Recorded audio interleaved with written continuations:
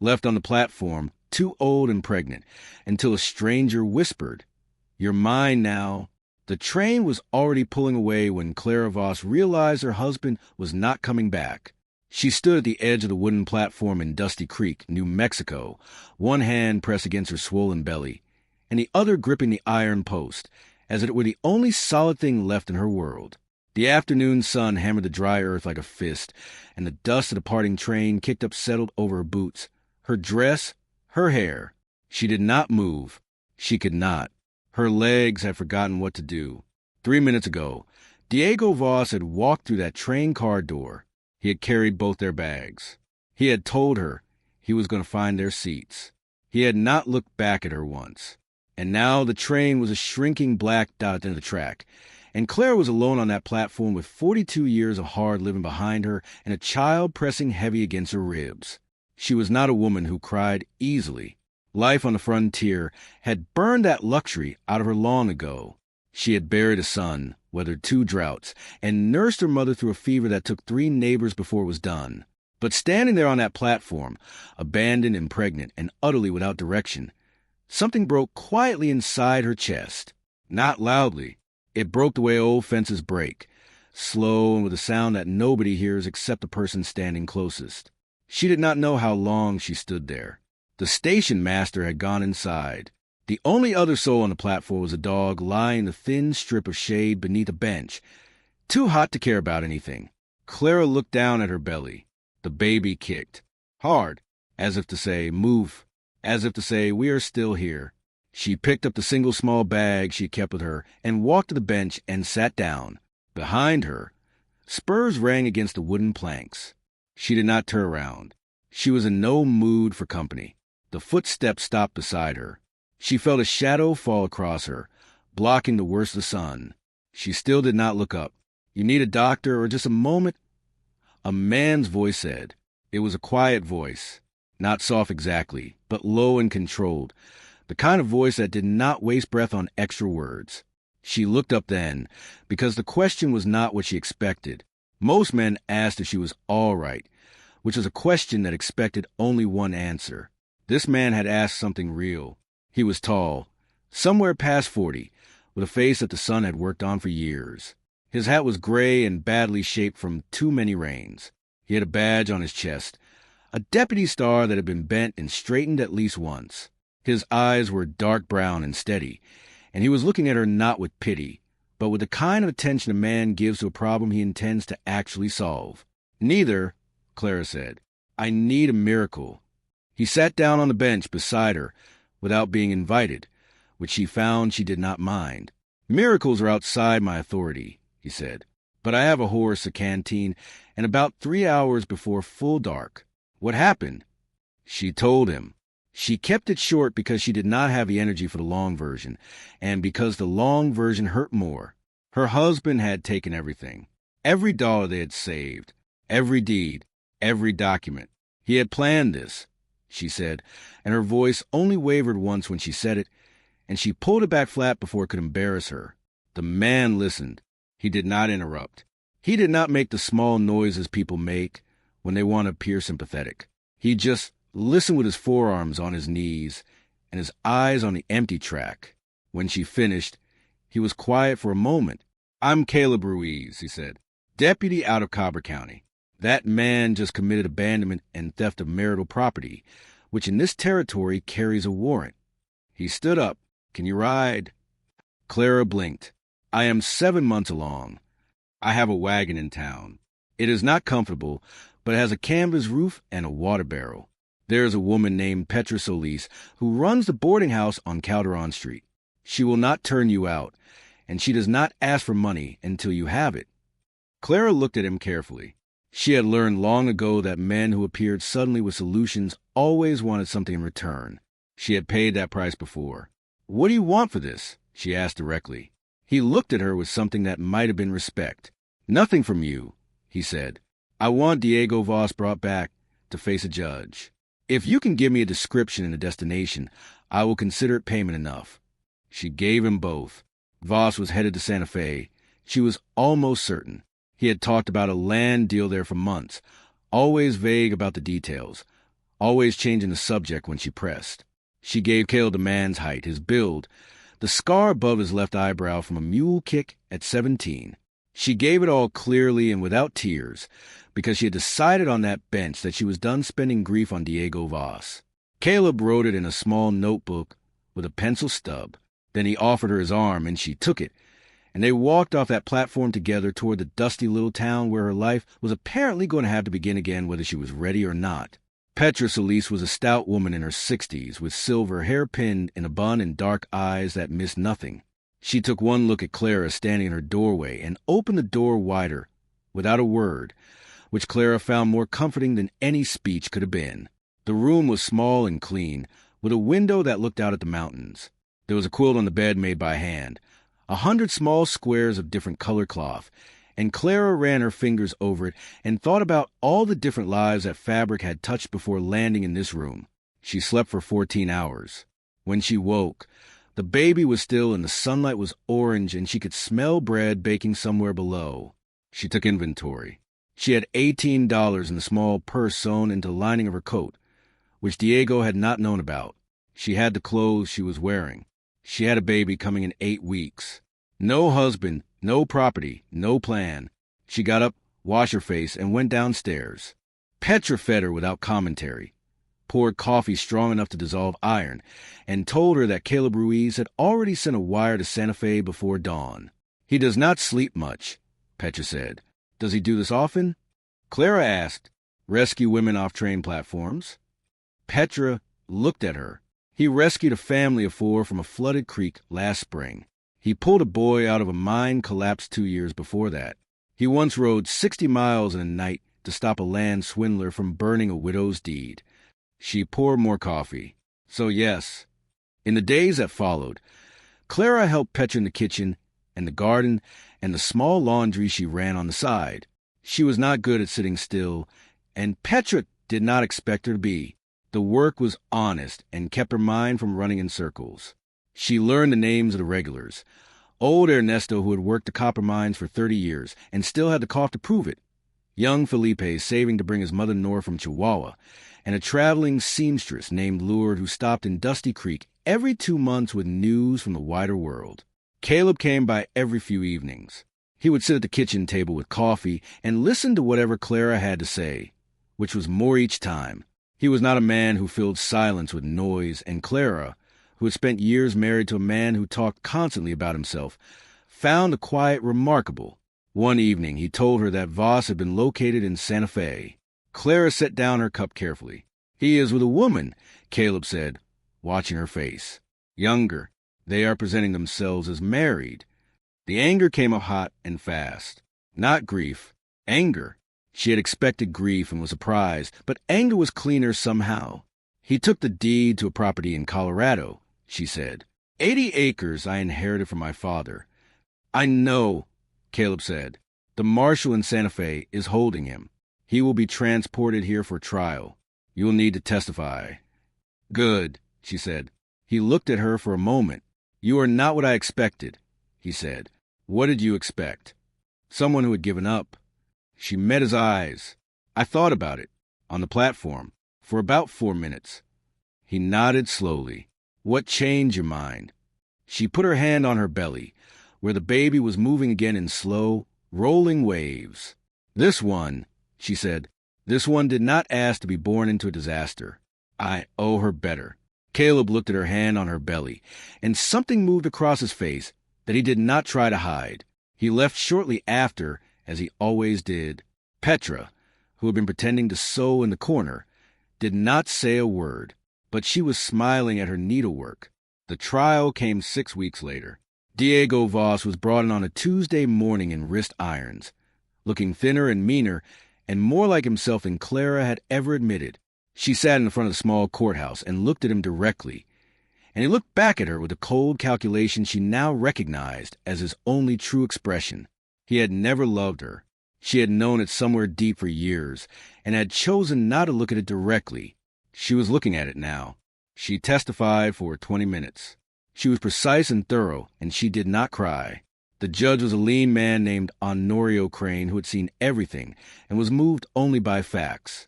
Clara gave him facts. Voss was sentenced to 18 months for theft of marital property, abandonment, and fraudulent representation, having attempted to sell the Colorado deed to a buyer in Santa Fe as sole owner. The Colorado property was ordered returned to Clara's name. 80 acres her father had broken his back to buy, and her husband had tried to steal while she stood on a platform in the dust. She walked out of that courthouse into the white noonlight and stood still for a moment. Caleb was leaning against the post outside, hat in his hands. "It is done," she said. "It is done," he agreed. The baby chose that moment to deliver a kick of considerable force, and Clara made a sound she had not intended to make, and Caleb was at her side in one step with his hand at her elbow. "Is it time?" he asked. "Not yet," she said, breathing through it. "She is just opinionated." He laughed, a short laugh, surprised out at him, but genuine. She had not heard him laugh before. It changed his face considerably. "She," he said, "I believe so." She looked at him for a long moment, right there on the courthouse steps with the whole town moving past them. "Clara," he said. Then he stopped, as if he had started down a path and was not certain about the footing. She waited. "I am not a man who speaks well about certain things," he said. "You speak fine," she said. "You are just particular about when—" He nodded.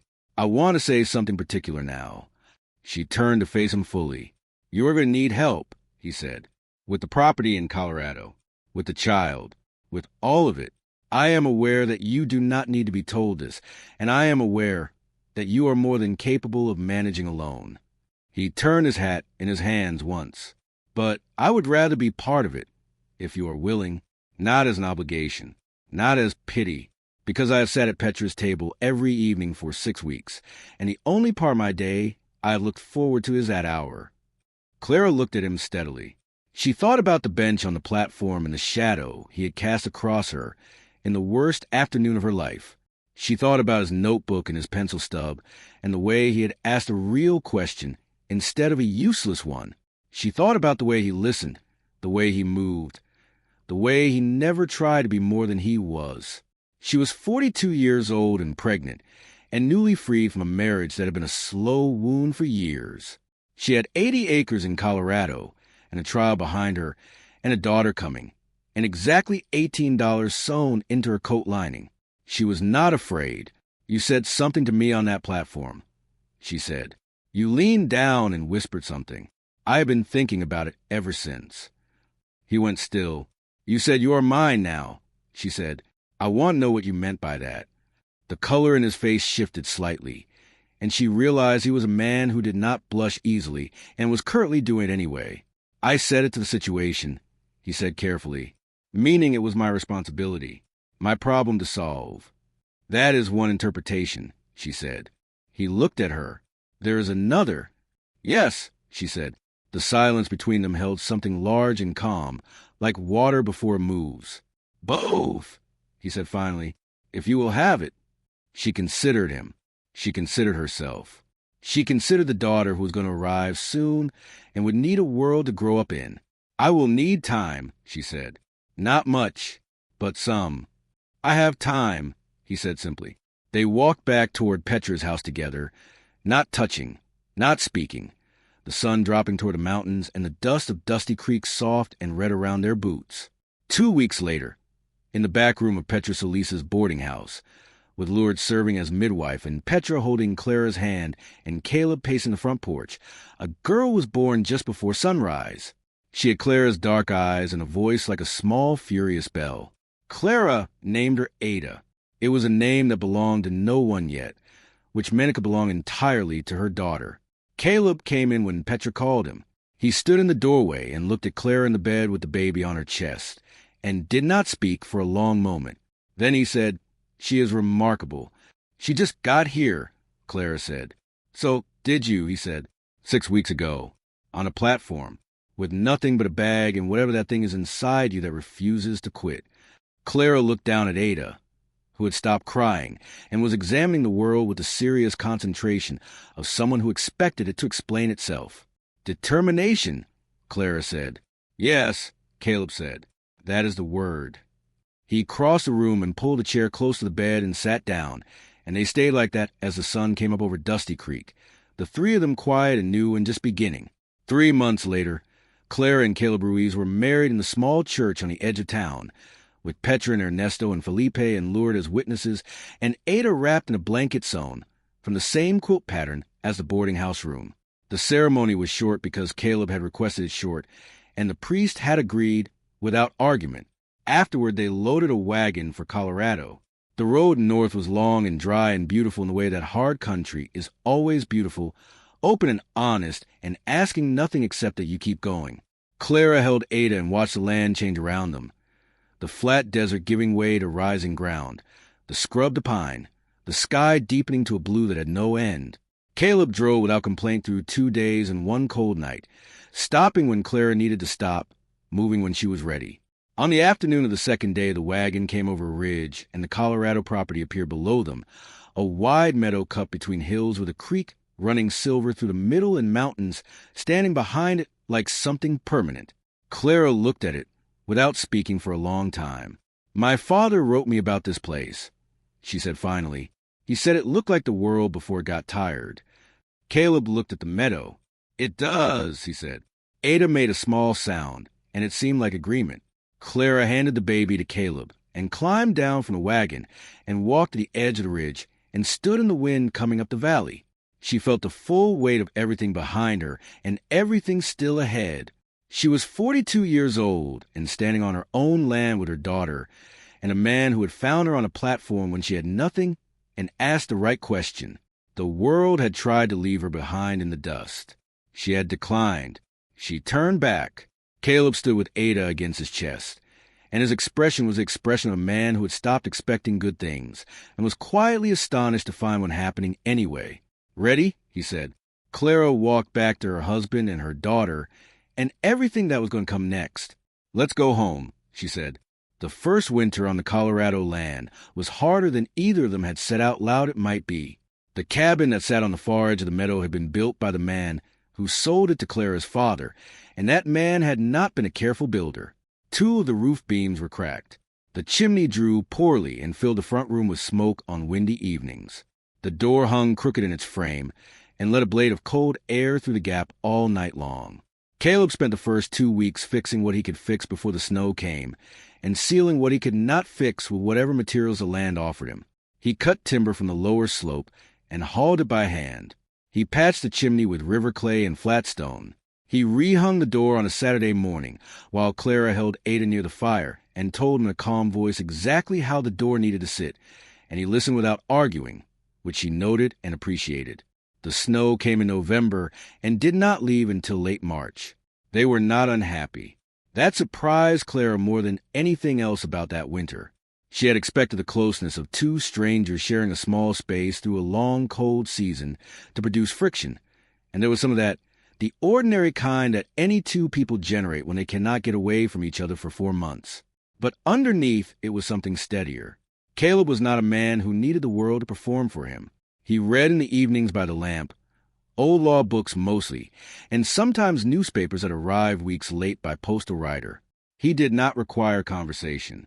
He did not require entertainment. He was content in a way that Clara had never encountered in a man before, a genuine contentment, not resignation, not numbness, but a real and settled satisfaction with exactly what was in front of him. She asked him about it one evening in February, when Ada was sleeping and the wind was moving hard across the mountain, and the fire was the whole world. "You seem like a man who was expecting this," she said.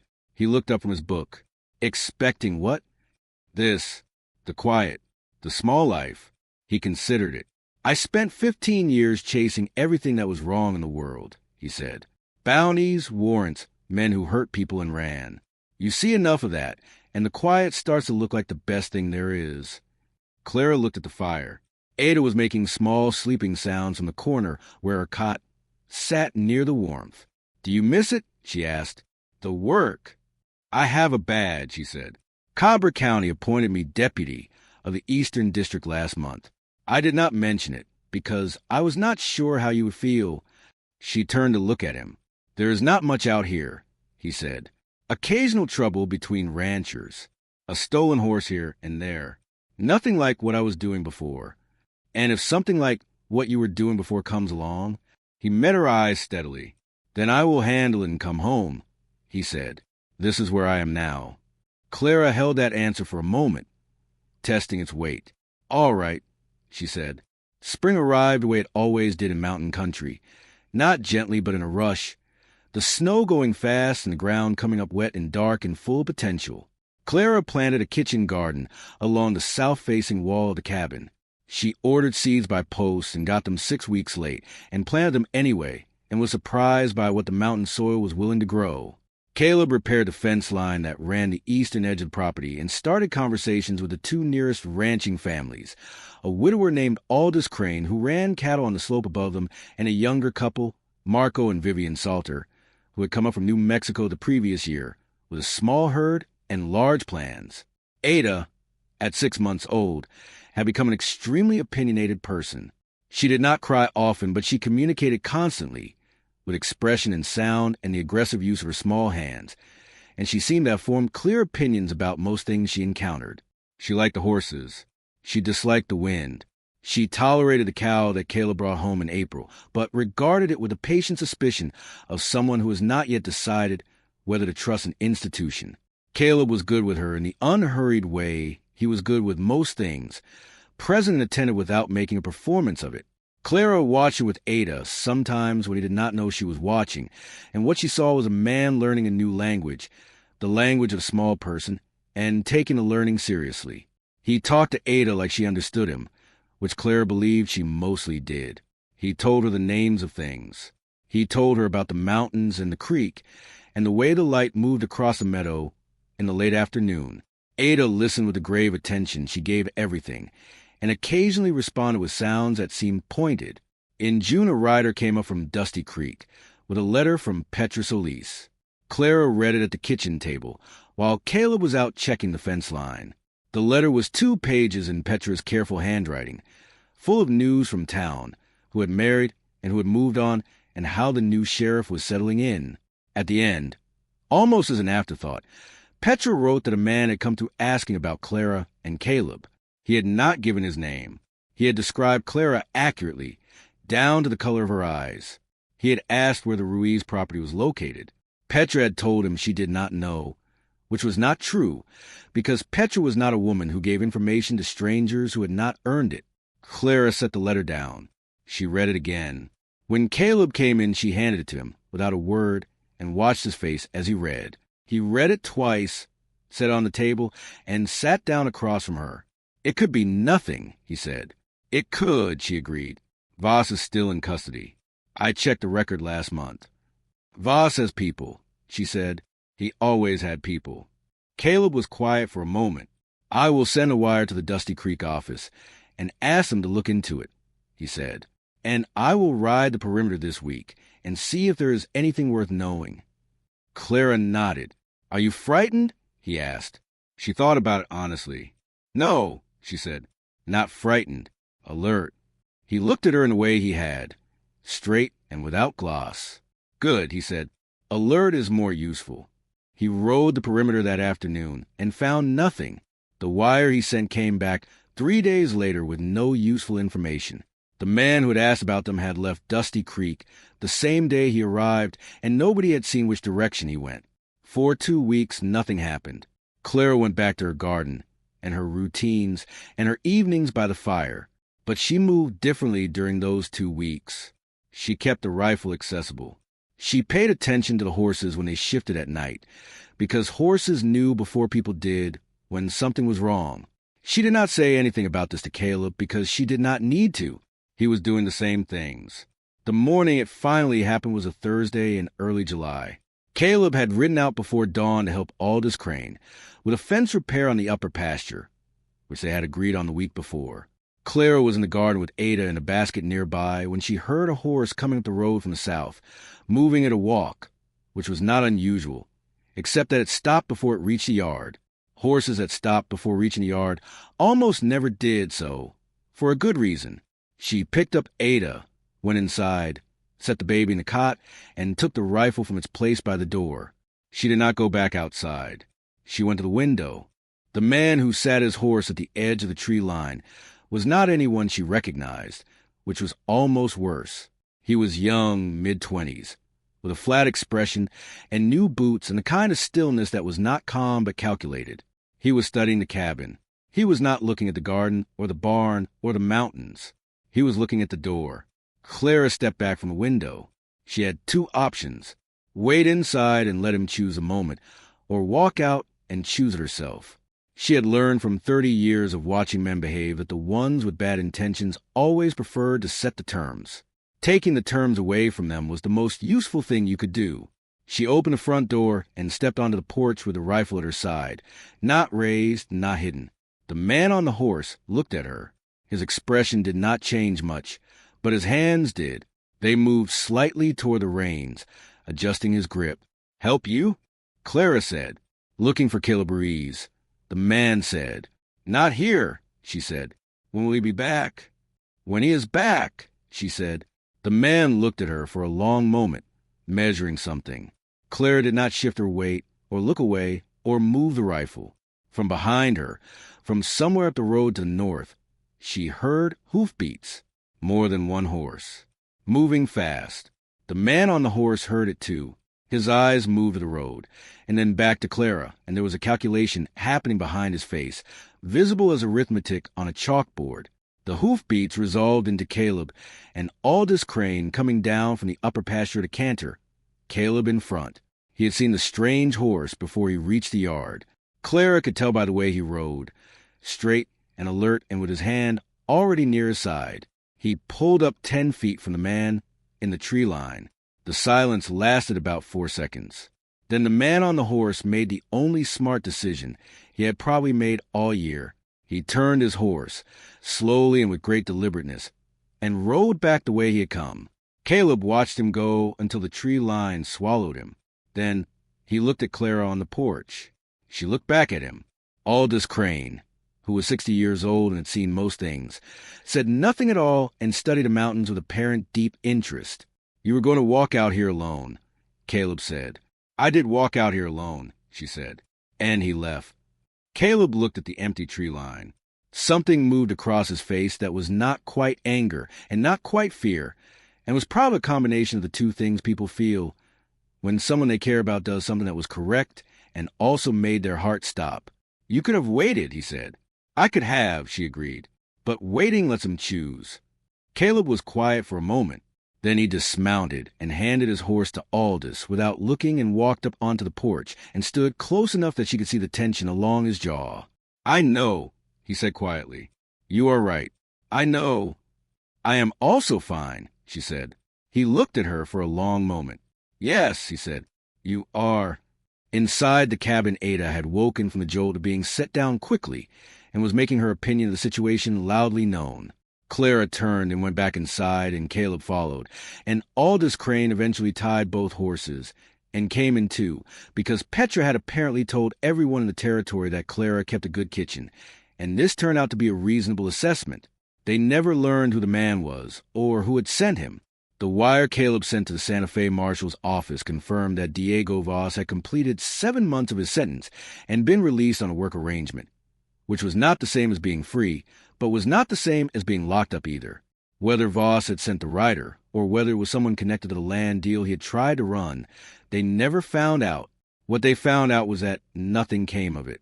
Summer moved into fall, and fall into the second winter, and the second winter was easier than the first because the chimney worked and the roof was sound, and they knew by then how to move around each other in a small space without losing anything important. Ada learned to pull herself upright against the furniture and then to walk, falling constantly and getting up each time with an expression of pure furious determination that made Caleb laugh every single time. By spring, she was running. Clara watched her daughter cross the meadow one afternoon in April, running toward the creek with her arms out and the mountains behind her huge and white and indifferent to everything except continuing to stand, and she thought about the train platform in Dusty Creek. The dust and the heat and the dog in the shade and the decision that got made in those 4 minutes when she thought about giving up and decided not to. Caleb came to stand beside her. He did not say anything. He watched Ada run toward the water. After a moment, Clara put her hand in his, and he closed his fingers around it, and they stood there in the spring light with everything they had built around them and everything still possible ahead, And neither of them said a word, because there was nothing to say that the meadow and the mountains and the running child were not already saying better.